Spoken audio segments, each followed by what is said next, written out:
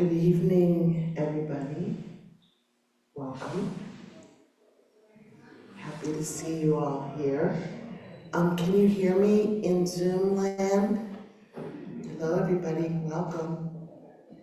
So, tonight we're going to do the Dharma talk first, and then we're going to practice, hopefully, what we learned in the Dharma talk. There's some interesting expressions going on in the room. Oh, we don't want change. Oh, good, because there's a lot of talk about change in this talk. So let's begin with just a moment or two of settling in. If you'd like to close your eyes, take a deep breath or two.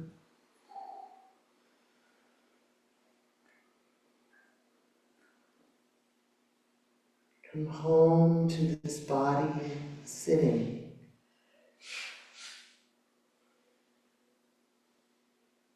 Sitting and breathing.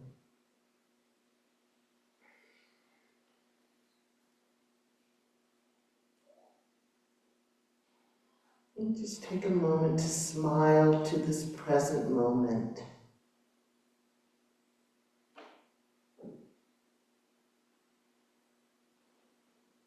It's all about the present moment. Have you noticed that? Okay, thank you. Versus, a friend of mine taught me, we're nexting all the time. If we're not texting, we're nexting. What's next? What's next? So tonight is week 4 of our 5-week series on the Buddha's teaching on the 5 remembrances. As you probably are aware, this is about a daily contemplation. Okay. And it's really about reducing our suffering by getting more comfortable with the inevitable experiences that we're going to go through in life. Preparing daily for what we can't avoid, so that we can live with less fear and more happiness. Okay? Sound good? So, what is this teaching? I'm just gonna share from the Buddha. I'm not gonna try to say the Pali name, but it translates as subjects for contemplation, and it's from the Anguttara Nikaya 5.57. So I'm going to be using the words of the Buddha, and I'll be adding some commentary, and I think you'll know.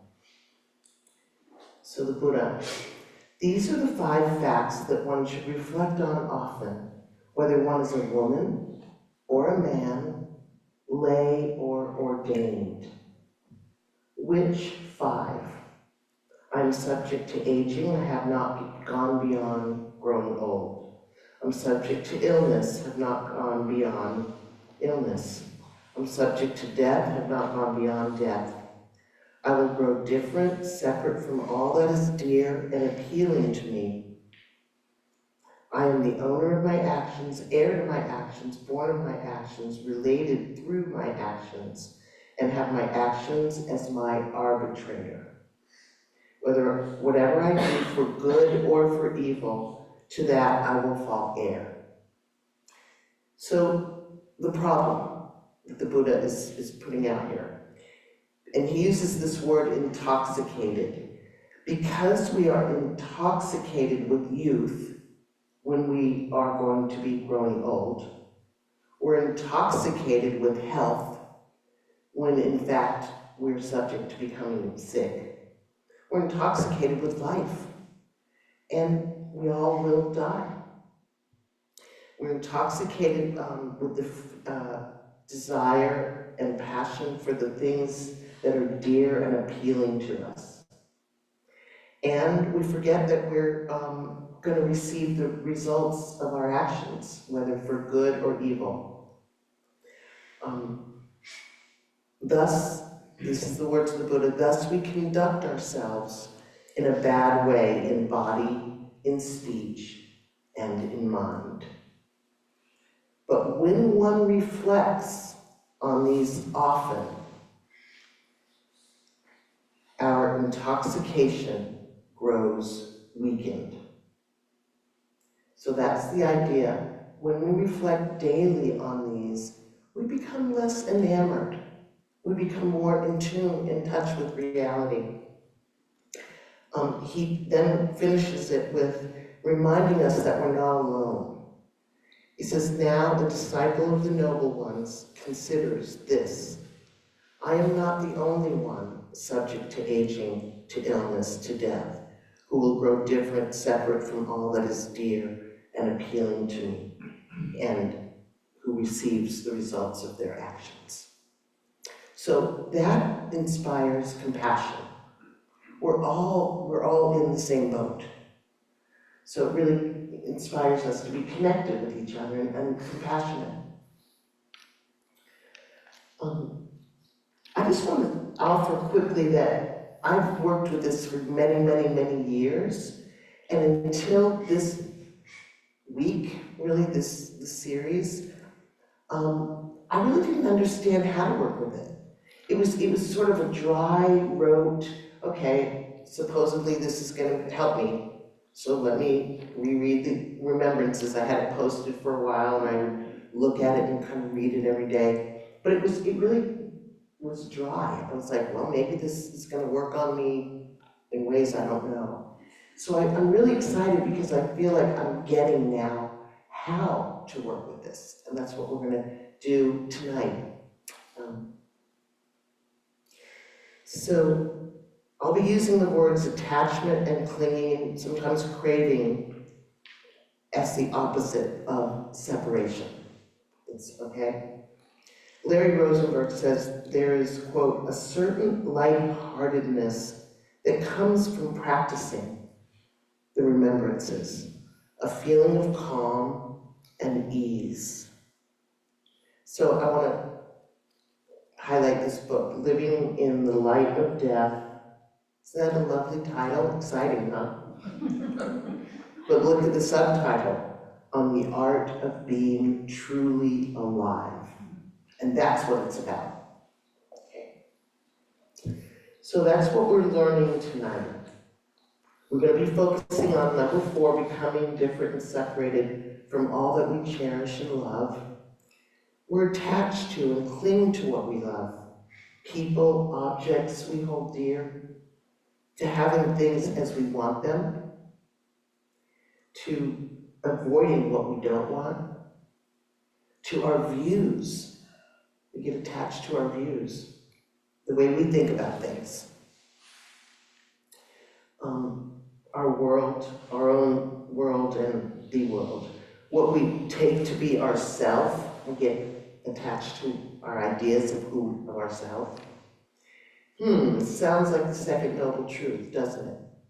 The cause of suffering is attachment or clinging. So quickly the truth, there is suffering in life. There is stress. The cause is clinging or attachment. The cure is letting go, and the noble path is the way. It's the practical teaching. So in short, Larry again says, the Buddha told us that we suffer because we cling to things in a world of change. We suffer because we cling to things in a world of change. He talks about the effort it takes for us to avoid and distract from these truths that sap our energy. So if we don't want to do this, fine, we don't have to do it, but it's there. These truths are in our world, and it saps our energy to keep it at bay. We can't avoid growing old, becoming ill, dying, and being separated from what we cherish. The Buddha says to turn toward it, okay? Not away. Befriend these truths and make peace with constant change, with impermanence. And day by day, we become wiser. So what's being asked of us as meditators, again, this is Larry Rosenberg, is to come face to face with the law of impermanence in an intimate way. Not in a cognitive way, but in an intimate way.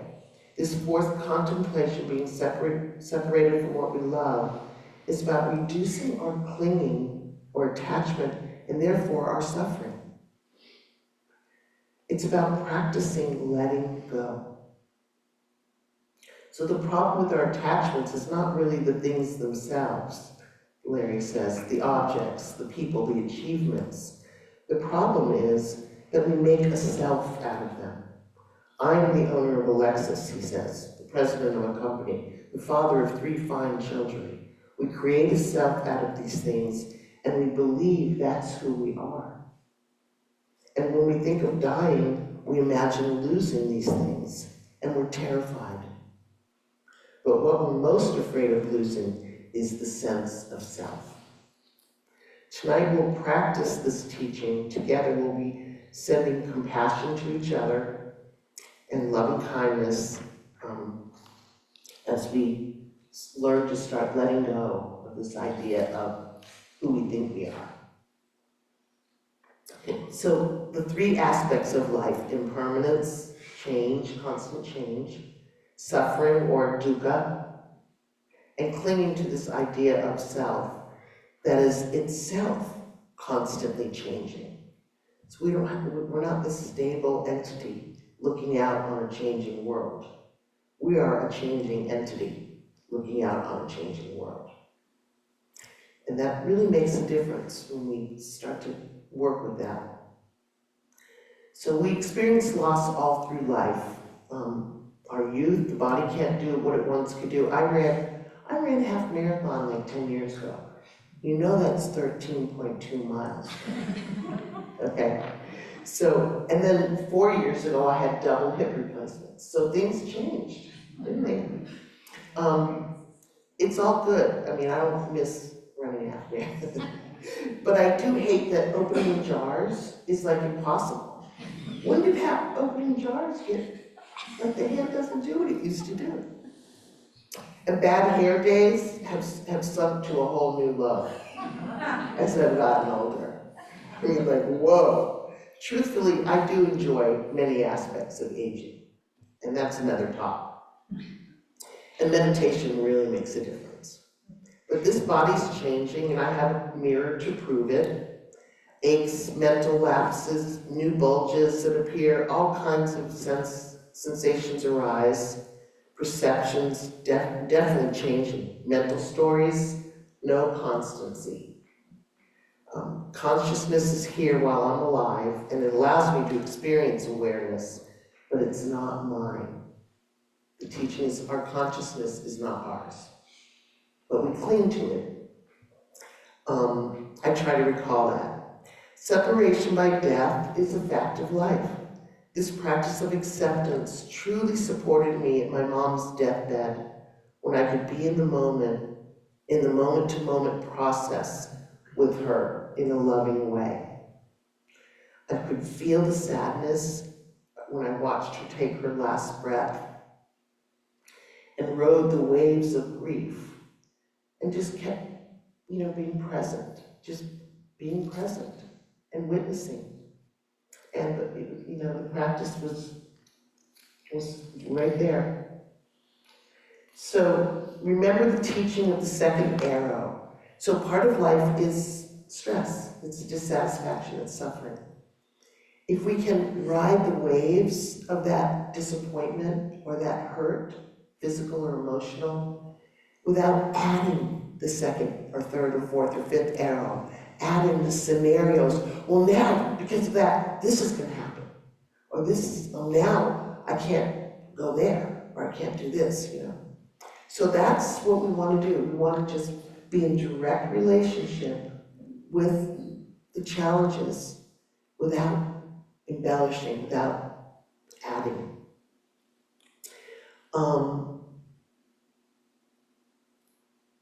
if you have kids, you know you start losing them almost right out of the gate, you know. You get separated from them starting with daycare. And I cried big tears when I had to leave them in preschool or kindergarten. College, I was a wreck when I had to leave them at college. And then I now think, you know, but wait a minute, they're not mine. I'm making them mine. They're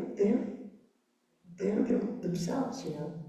So the way things are is in constant change, flux and flow, a sea of uncertainty. Of course we don't want this, but we haven't.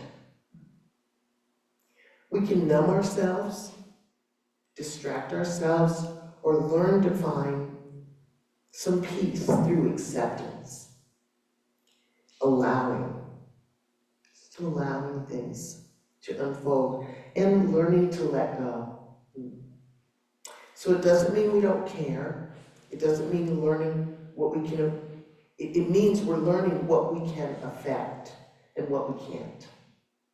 At least that's what these daily contemplations are helping us do. What we can learn in practice is to let dukkha arise and wash through us. And we do this in the present moment, and over again. Being attached to loved ones and knowing that we'll be separated from them, we can practice now so that we can reduce our suffering when that ultimate separation comes. And I will be guiding you in that. One of my favorite sayings, and I didn't even know that it was committed to memory until when my mom passed, and it just popped, and I just kept saying it for probably months. And it's tenderly I now touch all things, knowing one day we will part. And this is St. John of the Cross, Spain. So we practice by letting go of many attachments to thoughts of the future and the past. So this teaching really has kind of made me appreciate what we're doing in meditation. So we're trying to anchor our attention on the breath, and what does the attention do? It goes off, it wanders off, and then we bring it back. And every time we bring it back, we've learned to let go of those many, the mind gets attached. Oh yeah, it's got to work on this, or think about this, or do this, or do, you know. So every moment that we let that go and return, we're learning to let go. We're learning to let go of these many attachments.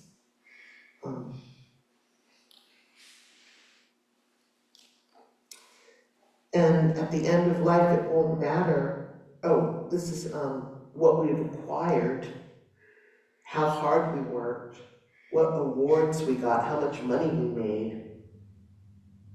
Jack Kornfield writes in A Path with Heart that what people care about in the end is not any of those things, but did I love well? That's what they're working with. Of course, one strategy for letting go is to become a monastic. Raise your hands. No, not the plan. But Pema Chodron, after her second marriage failed, she ended up leaving society and becoming a Buddhist nun. So she had teens, she had 2 teens at the time. She has 3 grandchildren now, and she's been a nun since the early 70s. Larry Rosenberg, the monk who leaves home, renounces sex, family, wealth, and most possessions, giving up all forms of luxury as a strategy to optimize the possibility for true liberation. The monastic attempts to free himself by having few possessions and letting go of his attachments to persons and things. But the Buddha made it clear that his teachings are for all of us.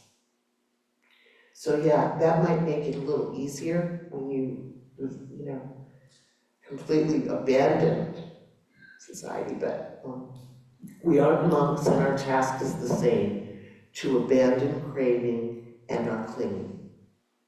The writer Leo Babauta of ZenHabits.net, he wrote a piece called The Zen Habit of Letting Go that I would recommend taking a look at. He says, I've been finding more and more that the Buddha had it right.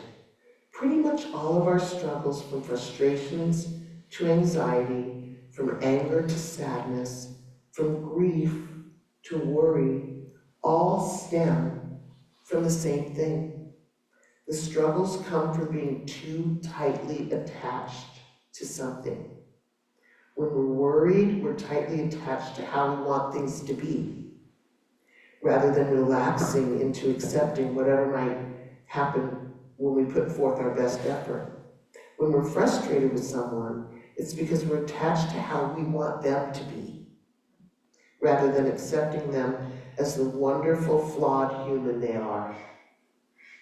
When we procrastinate, we're attached to things being easy and comfortable, like distractions, rather than accepting that to do something important, we have to push into discomfort, and so on.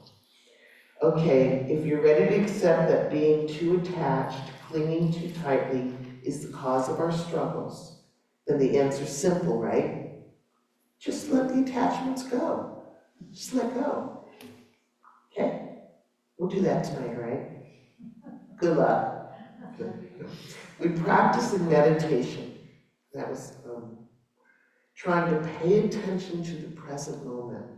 We see the mind run off to a multitude of mini attachments, those thoughts and concerns that hook you. We take the bait and the mind is off. It forgets we're trying to pay attention to the breath. We suddenly see we've wandered and we learn to let go over and over again. So, end quote. These many attachments to planning, worrying about the future, remembering the past, has a character, a main character in it, and it's called me. Character's called me. Blair Roseberg says, the question is, can we lose it now? Can we start to die each day, each moment? The process of giving up attachments, or at least noticing them, happens naturally as we age. We try to maintain various images of ourselves, and these images have a head-on collision with reality. We get a very good look at them. We see that we've been building a self out of a set of conditions. But as you age, you see clearly that these things are not solid and that they never were. We'll try meditation, that's end quote. We'll try meditation as the means to letting go of the habit of attaching. We'll loosen the grip of me and mine as an experiment tonight. Okay, it's all an experiment to see for ourselves. That's what the Buddha taught. He said, don't believe me or anyone, just check it out. So that's what we're going to do. As we see the mind get hooked on a plan or worry, we can go in our bodies and feel the stress, the tightness, the suffering of me, right? And as we let go and return to the breath of the body, to the present moment, we feel the ease of simply being aware. Losing the idea of being a meditator, of me meditating. We're going to lose that. We're going to try to lose that. Okay? And directly experiencing,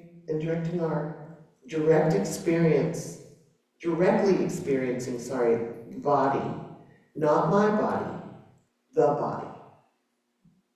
Sitting, the body breathing itself. We don't have to make the body breathe, right? It breathes. Not my breath, just this breath. Just this body sitting and breathing here and now, in and out, in and out. Another thought arises and the mind is off in a story of self until it wakes up and lets go. We're practicing dying to the self, dying to the habit of me-making, I-making. We directly experience the calm, the sense of freedom, practicing non-attachment. In this way, we become practiced in letting go, and it's not such a big deal. It's what we learn to do with ease and contentment, even. In this way, when the ultimate letting go arrives, at the time of our death, we can be at ease and know what to do peacefully. So are you ready to practice? So everybody stretch a little if you want. You've been sitting a little bit now. Shift in your seat.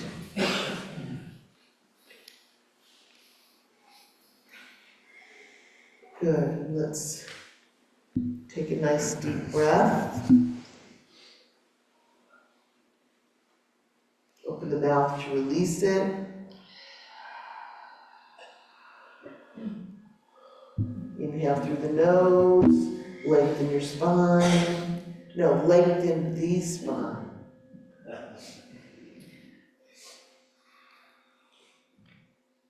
Good.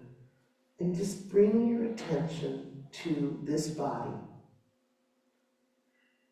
The basic fact, this body sitting. See if you can know directly the simple awareness of sitting.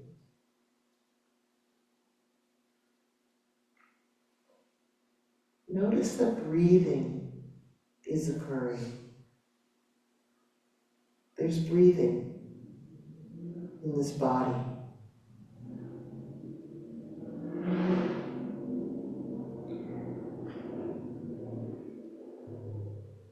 I'm just noticing now what the mind is doing.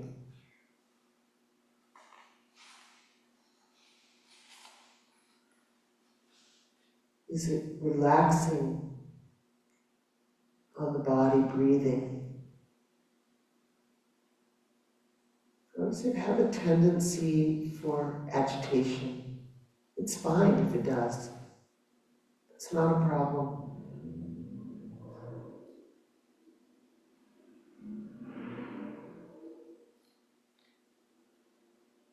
Take the next several minutes to just be aware. See where the mind goes, the many attachments.